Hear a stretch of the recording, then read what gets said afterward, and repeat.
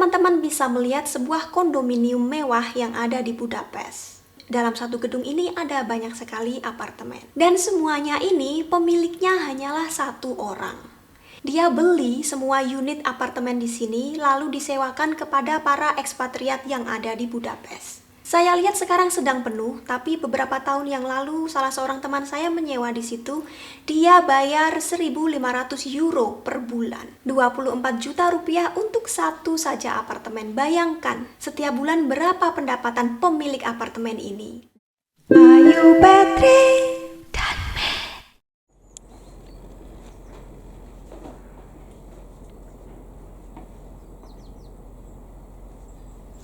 Apa kabar teman-teman semua? Kemarin kita sudah membahas tentang orang-orang miskin di Hongaria. Jadi sekarang kita akan membahas tentang kehidupan orang kaya di sini. Sebelum kita melangkah lebih jauh, kenalin dulu terutama untuk teman-teman yang baru gabung di channel ini. Nama saya Ayu, saya sudah 18 tahun tinggal di luar negeri dan saat ini saya tinggal di Budapest, Hongaria bersama suami dan anak saya. Kemarin saya sudah share tentang adanya garis kemiskinan yang dibuat oleh Uni Eropa untuk anggota mereka. Tapi untuk garis kekayaan tidak ada. Karena saya tinggal di Budapest, kita akan lihat situasinya di sini saja, terutama juga karena ini adalah ibu kota negara. Tapi kalau teman-teman ingin tahu detailnya di luar kota, pastinya akan beda. Seperti juga di Indonesia, antara satu kota dengan kota yang lain akan beda. Gaji bersih rata-rata di Budapest adalah 300.000 forint per bulan, yang kalau dirupiahkan adalah sekitar 13,2 juta rupiah. Kemudian menurut nambio.com, saya sudah cari tadi, biaya hidup satu keluarga dengan 4 orang anggota adalah 644.406 forint atau 28,3 juta rupiah. Ini tanpa menghitung biaya sewa rumah. Kalau keluarga ini harus mengontrak atau membayar cicilan rumah tiap bulan, saya ambil tengah-tengah saja, rumah dengan 2 kamar tidur, misalnya 130.000 forint atau sekitar 6 juta rupiah. Jadi 28,3 juta ditambah 6 juta rupiah. Total biaya hidup per bulan adalah 34,3 juta rupiah. Kemudian kalau kita ngomongin tentang orang kaya, pastinya ya orang yang gajinya ada di atas angka itu tadi. Mungkin dengan 50 juta rupiah satu keluarga dengan 2 orang anak sudah akan bisa hidup layak di sini. Tapi itu relatif lagi tergantung gaya hidup mereka atau kebutuhan mereka. Misalnya gaji 50 juta tinggal di desa tanpa anak, wah mewah sekali. Tapi kalau tinggal di daerah elit di Budapest dengan 4 anak, misalnya ya kayaknya masih ngos-ngosan. Beberapa waktu yang lalu ada berita yang heboh di sini kalau gaji koki di daerah Boloton adalah 50 juta forint. Ini gaji kotor sebelum dipotong pajak. Boloton adalah danau terbesar yang ada di Hongaria. Di sana banyak resort mewah, hotel mewah, restoran kelas atas. Tapi gaji seperti itu untuk seorang koki di sini ya masih sangat tinggi. Kalau dibandingkan dengan Eropa Barat mungkin beda lagi. Tapi banyak orang yang lupa kalau koki yang bekerja di sana sifatnya musiman. Kalau musim dingin seperti sekarang, ya kebanyakan restoran dan resort ini tadi akan tutup. Siapa yang mau berjemur di danau selama musim dingin? Jadi gaji segitu tidak mungkin akan didapat 12 kali dalam setahun. Mungkin hanya April sampai Oktober saja, selebihnya mereka tutup. Jadi gajinya juga harus diatur sedemikian rupa agar cukup untuk hidup selama setahun. Intinya semua ini kan relatif, tapi karena di video ini kita ngomong tentang orang kaya, ya mungkin orang yang gajinya 100 juta ke atas per bulan. Mereka ini siapa saja? Biasanya adalah para pebisnis, pengusaha, orang yang wira swasta. Dan seperti juga di Indonesia, kemungkinan para artis dan selebriti. Kalau untuk pekerja kantoran bisa, tapi mungkin yang selevel direktur, manajer, CEO, seperti itu yang sangat-sangat di atas. Sebagai perbandingan saja saya bacakan gaji programmer komputer di Microsoft Budapest. Ini tadi saya sudah cari sekitar 33 sampai 50 juta rupiah per bulan, tergantung pengalaman mereka. Gaji pegawai PBB yang ada di sini, saya pikirkan gaji mereka akan banyak sekali. Ternyata paling tinggi adalah 49 juta bruto sebelum dipotong pajak dan asuransi. Ada seorang rapper terkenal bernama Moiko. Dia ini sering banget trending di YouTube di sini. Menurut popnable.com, pendapatannya adalah sekitar 178.000 US dollar tahun ini.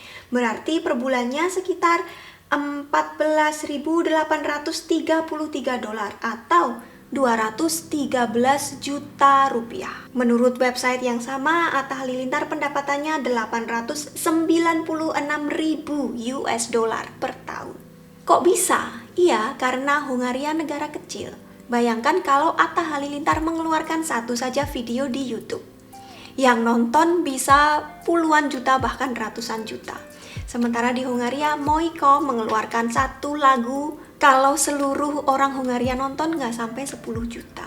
Gampangannya begitu. Jadi jalan yang biasanya ditempuh orang sini untuk menjadi kaya adalah melalui berbagai investasi. Investasi properti, investasi saham, investasi emas, dan lain sebagainya. Ini teman-teman bisa melihat sebuah kondominium mewah yang ada di Budapest. Dalam satu gedung ini ada banyak sekali apartemen. Dan semuanya ini pemiliknya hanyalah satu orang.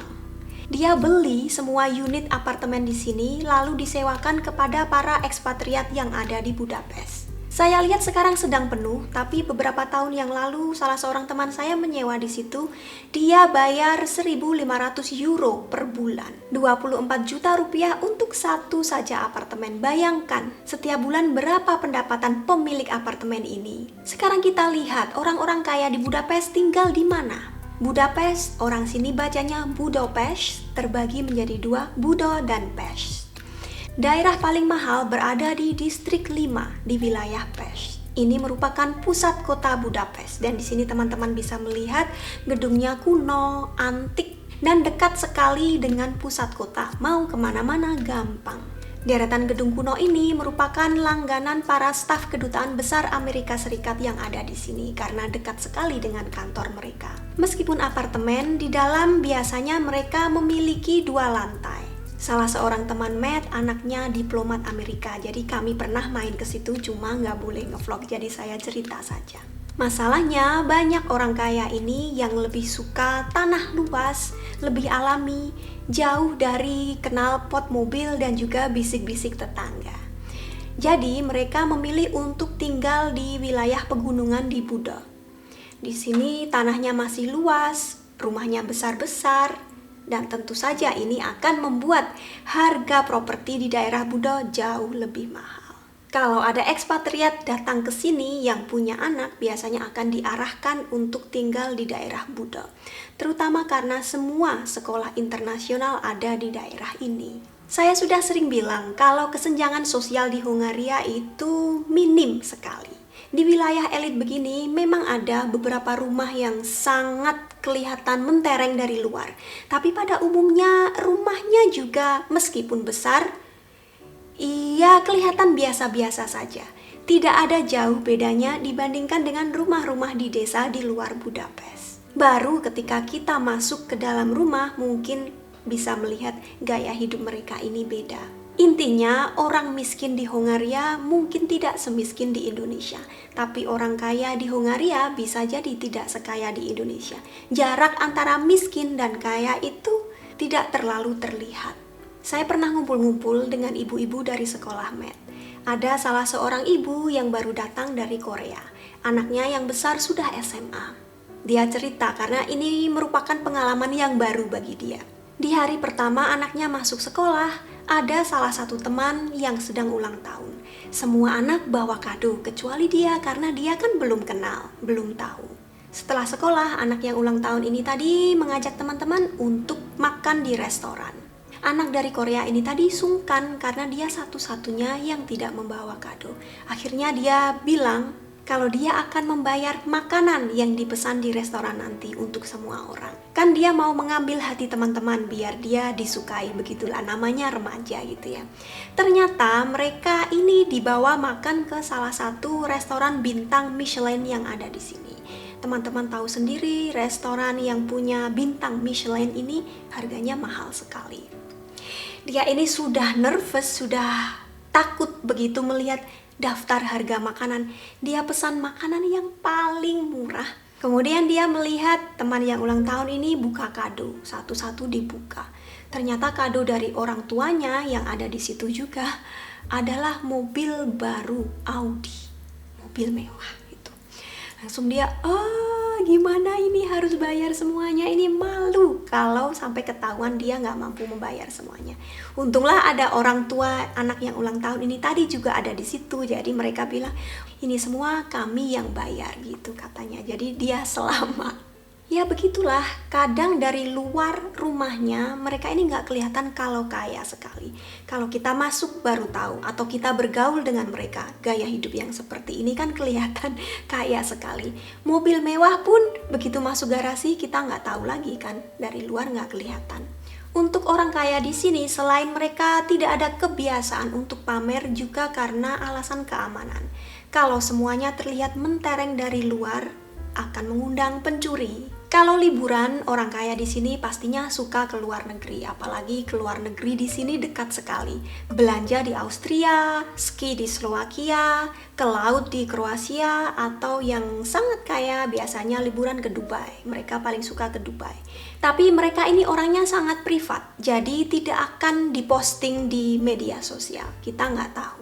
Ini juga masalah keamanan. Kalau kita pasang foto di Facebook, katanya kalau GPS kita menyala akan bisa terlihat titik koordinat kita. Jadi kalau ada maling atau penculik, orang yang niatnya jelek itu bisa dilihat dari situ. Oh, lokasi foto ini ada di sini. Kalau ini foto tentang rumah, ya pastinya bisa dilacak alamat kita ada di mana. Kemudian untuk pembantu, biasanya mereka hanya memanggil pembantu part-time. Seminggu sekali datang, seminggu 2 kali seperti itu. Saya tidak pernah melihat orang Hungaria yang mempunyai pembantu 24 jam tidur di rumah. Kalau orang-orang kaya dari Asia yang datang ke sini biasanya iya, karena gaya hidup yang beda. Di sana mereka sudah terbiasa, jadi di sini pun begitu. Kenalan saya salah seorang direktur rumah sakit di sini, rumah sakit besar. Dia juga melakukan semuanya sendiri, bahkan tidak punya pembantu part-time. Dari potong rumput, mengecat pagar, membersihkan salju, semuanya dilakukan sendiri. Ada satu lagi teman dekat saya, suaminya adalah direktur perusahaan asuransi terbesar di sini. Mereka memanggil pembantu hanya seminggu sekali untuk bersih-bersih rumah dan untuk membersihkan kolam renang kayaknya. Kalau untuk salju, kadang-kadang salju turun setiap hari. Ya mereka tetap harus membersihkan setiap hari. Ini ada salah satu rumah paling mahal yang sedang dijual di kota Eger, bukan di Budapest. Kota Eger ini kota kelahiran Ayahmet. Ini harganya 325 juta forin atau 14 miliar rupiah. Luas rumah ini adalah 600 meter persegi, sedangkan luas tanah adalah 800 meter persegi. Rumah segede ini hanya ada 6 ruang saja, termasuk ruang tamu, jadi 5 kamar tidur. Bagus banget, tapi kalau kita lihat ini lokasinya sepertinya ada di pelosok, bukan di tengah kota. Masalahnya di sini sekolah SD terutama itu pakai sistem zonasi. Jadi seberapa kaya pun kita, kalau rumah kita ada di ulu-ulu seperti ini, anak kita harus bersekolah di sekolah yang ada di situ juga. Dan biasanya di desa hanya ada satu sekolah, kita nggak bisa milih mau sekolah yang kualitasnya bagus. Jadi banyak orang yang tetap lebih suka untuk tinggal di kota. Selain dekat dengan sekolah, juga dekat dengan pekerjaan mereka. Kita lihat salah satu rumah paling mahal yang sedang dijual di Budapest sekarang. Rumah ini luasnya 1.100 meter persegi dengan tanah 4.000 meter persegi. Lagi-lagi hanya 8 ruang termasuk ruang tamu. Mubazir sekali. Kalau saya mungkin sudah saya sekat-sekat jadi ruang yang banyak bisa dijadikan kos-kosan. Tentu saja dalamnya bagus sekali, tapi seperti yang teman-teman bisa lihat di sepanjang jalan jarang ada rumah yang seperti ini. Kebanyakan pasangan muda yang termasuk kaya lebih suka tinggal di kondominium. Apartemen yang semuanya sudah all in, ada manajemen, semuanya sudah diatur. Biasanya kita harus membayar biaya maintenance di atas biaya sewa atau biaya cicilan rumah. Seperti kondo ini, maintenance-nya adalah 30.000 forin per bulan. Mereka tidak perlu lagi membersihkan salju, menyiangi rumput, dan lain-lain. Sampah juga sudah ada yang mengatur, kita tinggal buang saja. Lagi-lagi ya semua itu tergantung selera. Ada orang yang suka gaya klasik, ada orang yang suka gaya modern, ada orang yang suka konsep minimalis. Secara umum saya lihat kondisi rumah orang Hongaria mulai dari yang kelas menengah sampai kelas atas itu bersih. Karena bersih dan rapi jadi kelihatan lebih mewah, padahal mungkin barang-barangnya juga bukan barang-barang yang mahal. Mungkin lain kali kita akan membicarakan tentang tips untuk mengatur rumah agar kelihatan seperti rumah-rumah orang Eropa. Bagaimana menurut teman-teman? Semoga video kali ini bermanfaat. Terima kasih sudah menonton. Sampai ketemu di video berikutnya. Bye-bye.